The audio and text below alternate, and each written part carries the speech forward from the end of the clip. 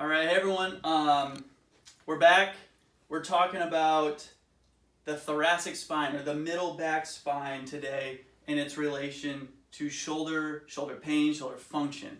So we live nowadays in a flexion dominant society. So if we're desk workers, if we're typing a lot, we're constantly in this rounded back, rounded shoulders position all day, every day. So what we need to do is we need to start to reverse that. So let's show this flexion again with the shoulder. So let's round over like that. Not so much. Good.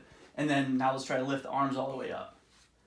So we start to get limited, and then when this happens over time, we're going to start to see that pain develop in the shoulders. So now drop the arms, and we're going to come straight up. Good posture now.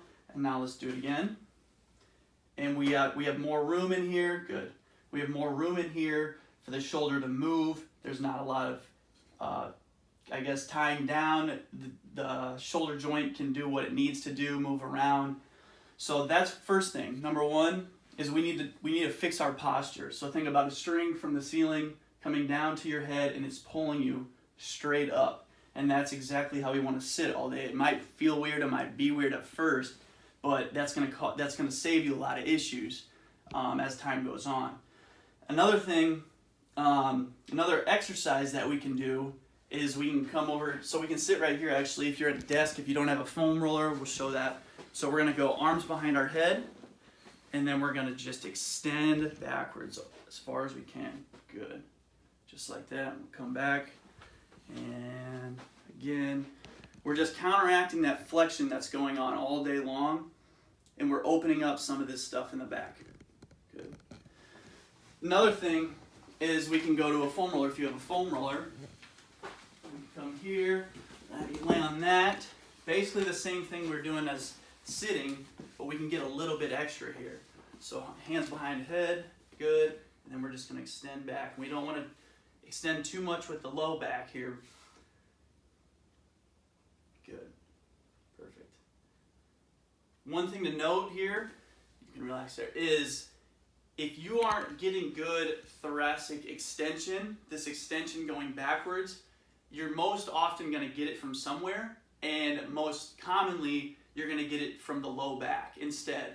And we don't want that, because this is supposed to be a stable joint, a stable area, keeps things in place, and we don't want a lot of movement here. But if you're not getting good extension here, you're going to get it somewhere, because you're going to compromise stability here to always get your mobility in the thoracic spine. So you're going to extend a lot more here, which we don't want.